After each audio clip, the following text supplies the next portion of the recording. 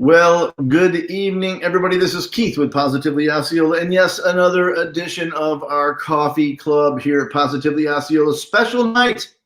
We have a friend of ours, Mayor Jose Alvarez from the city of Kissimmee, and also a candidate, obviously, for Osceola County Commission seat one, District 1, excuse me. How you doing, sir?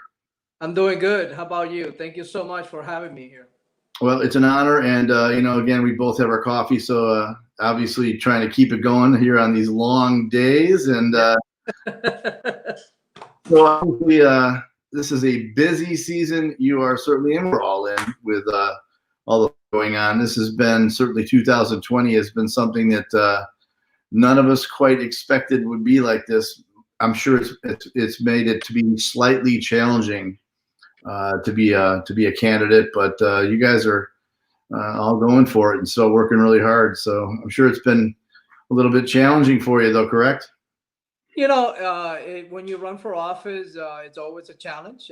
But we ran our campaign always on what's been accomplished in the city, and just rolling it over into the county. So our campaign has really been very simple. It's the facts of what's been done in the city and the successes that we've had in Kissimmee. Yeah, that's a nice thing to be able to share, and certainly, city of Kissimmee, we're big fans. So we've got some people tuning in. Why don't we go ahead and let me see if I can get this thing going. We'll make it official here shortly. Here we go. Let's go make the start of the coffee club official. All right.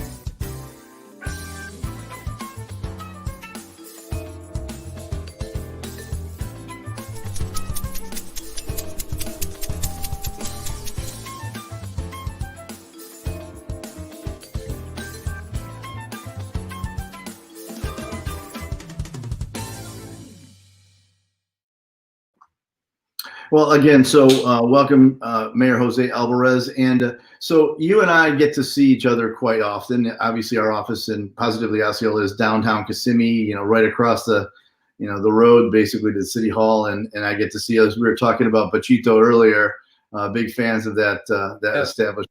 It's a great place, great people. It is. But great.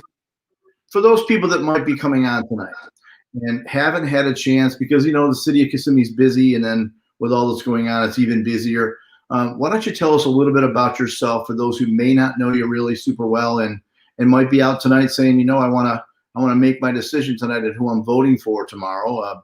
Why don't you go ahead and explain, who you are and what you've done? Again, I'm the mayor of the city. I've served now going on 4 years. Prior to that, I was a city commissioner. And came into the city to get to work. I wanted to make sure that the city will continue to grow. This is where I raised my family, and I wanted to continue to do good. I've been married for 32 years. I have 5 daughters and 5 grandkids that keep me very busy all the time and give me a lot of gray hairs. We live a very simple life. In my previous life, I worked for the Florida Department of Transportation, so I bring a lot of transportation experience. Not only that, great relationship with DOT up in Tallahassee. Then when we moved here 24 years ago, I became a realtor. And in 2009, I became the president of the Osceola County Association of Realtors. I'm still involved with the board of realtors. I'm still a real estate broker, and that's how I make a living. So real estate is my job. That's my profession. Public office is because I got so much that I want to give back to this country that accepted me. When I came here, my parents brought me when I was 7 years old from Cuba, and now it's been 49 years that I've lived here, and I love the United States, and serving in public office is what I give back. The work that we've done in the city has been tremendous. We have grown our airport, where we attracted new jobs into our airport. We created an education center in the airport to add that to those new jobs, which have made it easier to be able to attract aviation companies, because now when they ask us where's the workforce coming from, we're actually creating the workforce. So we're doing economic development backwards. During my tenure also as mayor, we created the medical district in Kissimmee, which now is the 3rd largest medical district. And again, it continues to grow and create new jobs and new opportunities for the people that live here in our own city and county. And this is the same thing that I want to bring over into the county, economic development, economic growth, and continue to move our county forward. We live in a great area, and we know that we could make it even better. I And think before I sometimes. forget, Sure. Keith, Kissimmee is now the first city in the state of Florida that runs all their government buildings with 100% solar energy. And that was a huge thing for us to do, and we're very proud of it. Yeah, you should be. That was a big deal. And I think, again, things are so busy sometimes that it's easy for community members, not intentionally, but it's easy for members of the community, myself, and we're active in trying to find out what's going on. It's easy to not see all that's happening. Certainly last year, and really, you would think that we'd all be tuned into what's happening this year because of COVID-19 and all that we know. But in reality, there's still so much noise in the internet, and makes it challenging for people to understand what's going on. I hope that I can kind of help share some of the things that you've been able to see as the mayor of Kissimmee. So, if I could, well, let me ask you this first. So, you're an extraordinarily busy man. So you just shared that your profession as a realtor, some of your past accomplishments and what you've done, and they've been wrapped inside community. So you're a very busy person. You're busy as a family if you have five children. Not going to discount that at all.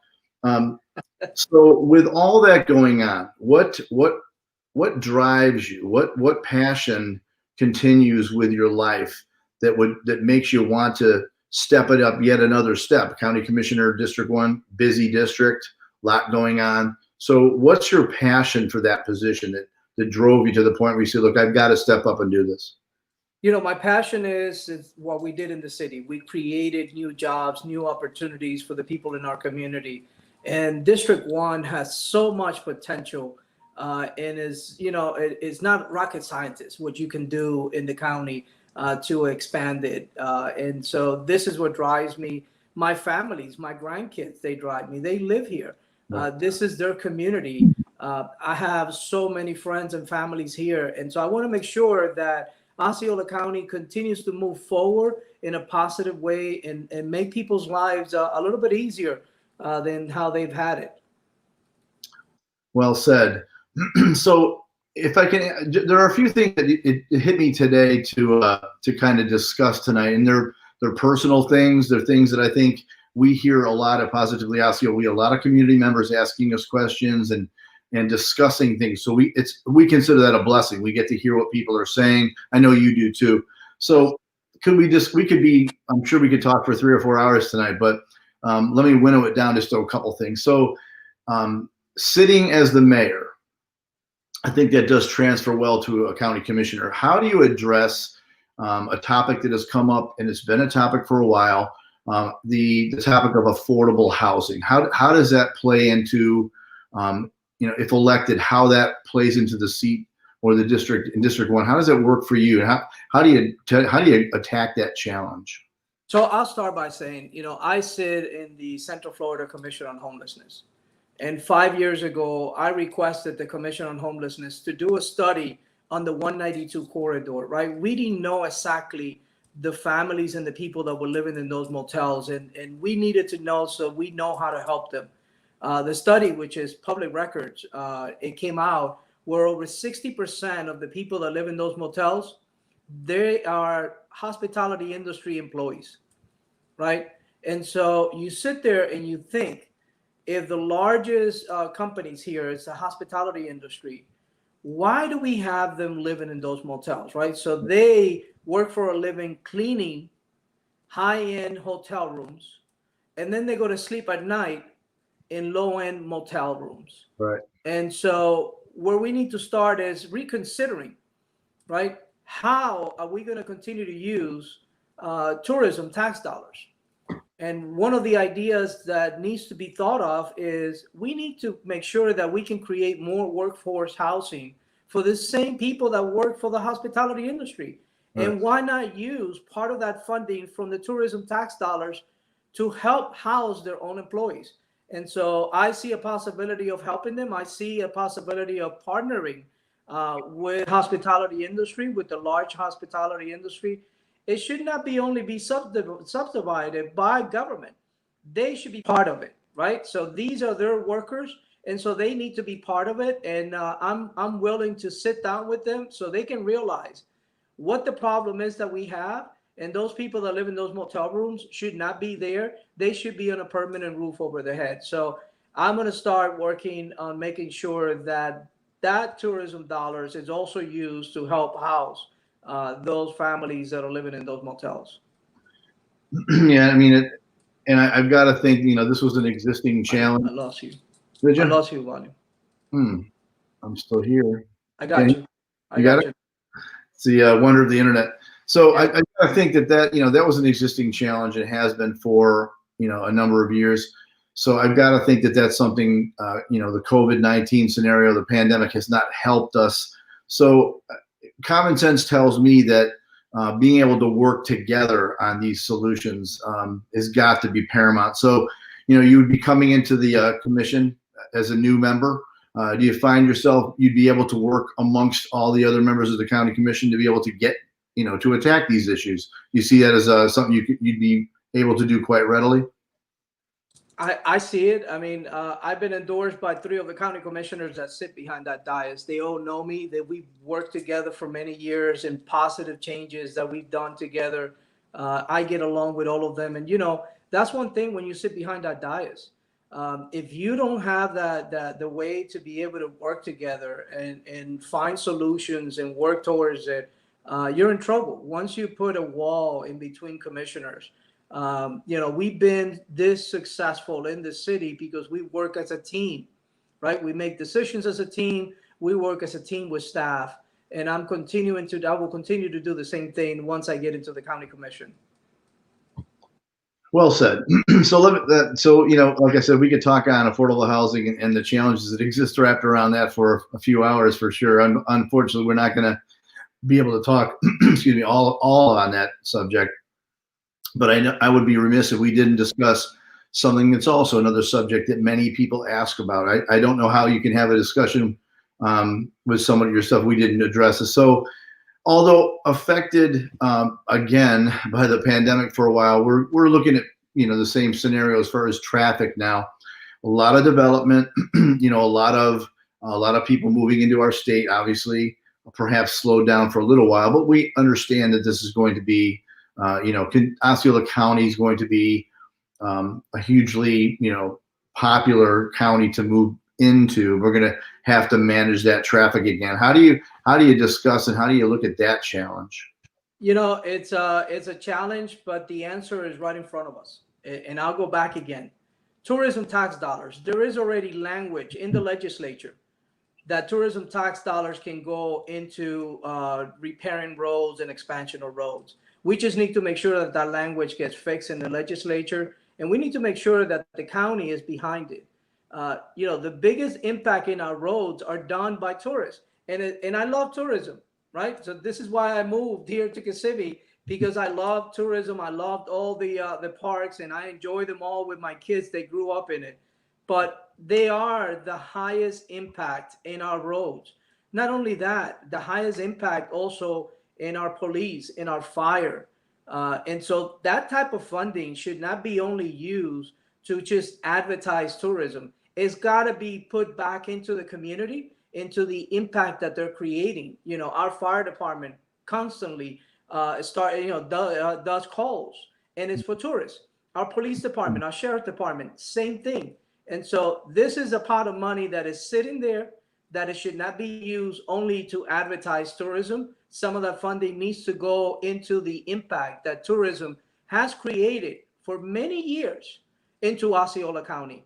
And we need to make sure that that gets fixed. And I'm pretty sure that it can be done.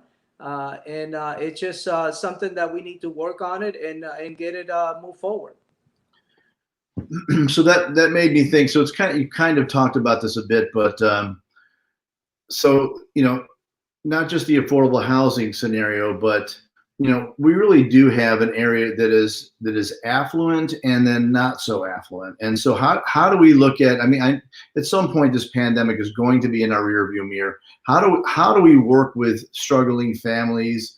I know there were a lot of organizations certainly the Community Hope Center of Osceola County, Council on Aging. How do we work together to really put a dent on those families that just are having a tough time living paycheck by paycheck? We're seeing it now. I've got to think we're going to see that post COVID-19. So how do you, as one of five, how do you look at that challenge? And for how many years you would be a county commissioner? How do you look at that challenge and say, I want to make a difference in the lives of families who just are simply struggling to get by? So one of the answer is, creating and expanding our portfolio of businesses.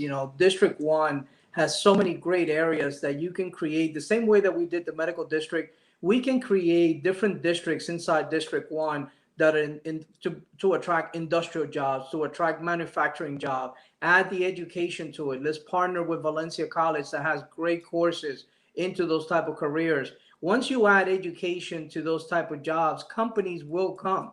We were successful with the medical district, and we could do the same thing in the county. And so what we need to do is, number one, not be dependent on tourism dollars anymore, and create and expand our portfolio of different type of businesses. This gives opportunities to the workers to have higher paying jobs where they could live now a much better life.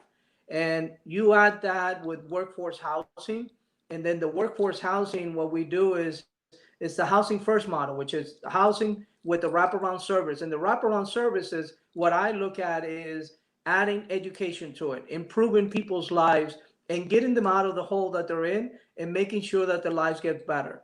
We need to continue to work with our nonprofits, Community Hope Center, Council on Aging. Right. We need to continue to make sure that they have the fundings that are needed, because they're in the front line, right? So they have case managers in the front line, and we need to make sure that we can continue to work with them. And as we work with them and get them housed, we get them with education into higher paying jobs, and their lives could make a big difference.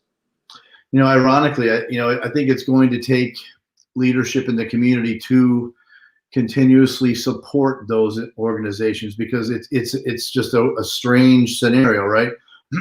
Finances are going to be challenging for a while. That can affect our nonprofits, and governmental agencies have certainly spent lots of finance trying to make sure that people are okay. Again, it can affect those nonprofits in the funds that they receive. So it's good to hear your support. I mean, I know that you support those agencies. I know that you and I have both shared or brought platefuls of turkey over to people at the Council on Aging on Thanksgiving. So I understand your heart on that. I asked some of your team if they would share some of the media that you might have. I think, if I'm correct, if I'm going to look real quick, I believe they sent a video that you have. Do you mind if I take a second and get that queued up? Yes, please do. Thank you. Take a look at it. All right, see if I can grab this for me real quick. I have it. Here we go.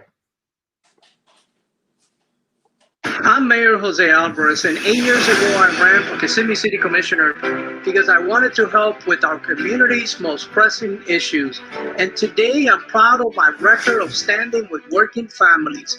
I'm proud that our city leads the way on sustainability, that we've grown our economy and improved our roads. But there's more work to be done countywide. So I'm asking for your vote to continue the work as the next Osceola County Commissioner. My record is my promise. There are 3 Democrats running for Osceola County Commissioner in District 1, but only one has a record of getting things done, and only one has support. Mayor stands with working families, fights to improve our economy for all, and isn't afraid to stand up for democratic values. Vote Democrat. Vote Jose Alvarez for Osceola County Commissioner. I'm Jose Alvarez, and I approve this message. So that's you. How does that make you feel when you see that? It makes me feel very proud of the work that we've done and accomplished in the city. We have great staff. We have a great commission, and we work as a partner. We work as a team, and we move the city forward. Like I said before, seeing the improvement that we've done in the airport. That airport, I don't know if you know this, it brings over $170 million in revenues into the county. So think of all the jobs that we created, the revenues that we bring. And last year, the FAA rated us as a national municipal airport. Not all municipal airports are rated as a national municipal airport. We continue to grow. We're now moving forward. We got the first approval of the first grant for the tower. Been working on that project for 6.5 years. Next year, Lord willing, we're getting ready to do the 5th fire station that will be inside the airport. So it will be the first fire station inside the airport. Looking forward to that. Our medical district, to see it being born and where it is now, the 3rd largest medical district in the state of Florida, it makes me very proud. But all the successes are not me alone. This is my great staff. I have a great city manager. He has a great staff, and we work as a team, and we make sure that we can continue to move the city forward. And that's what I want to continue to do in the county. I don't want to change anything. I just want to roll it into the county and continue to improve. And I know that my fellow county commissioners will work side by side with me. And it's not only for District 1, it's making sure that the entire county grows and becomes a better place for people to live, work, and play, which is what we've done in the city of Kissimmee, and just bringing that forward into the county. So I'm very proud of the service that we've done and the accomplishment we've had. And there's a lot of more work to be done. And I'm ready to go and get that job done. So how has your campaign been going? I see it, I just saw the video. You've had some pretty strong endorsements, and so are you feeling like you're getting the support you'd hoped for? Yeah, I have a lot of great supporters. I have a lot of great unions that stand behind me. And just last week got endorsed by previous Senator Bill Nelson. Got endorsed by the Orlando Sentinel. That was something great. And also the LGBTA came in and endorsed me last week. So we had a great week, and we've had a great turnout of people giving us support, and because they see that there's opportunities for them to improve their life. And this is the reason why I ran for office. I don't have to run for office. I can make a living selling real estate.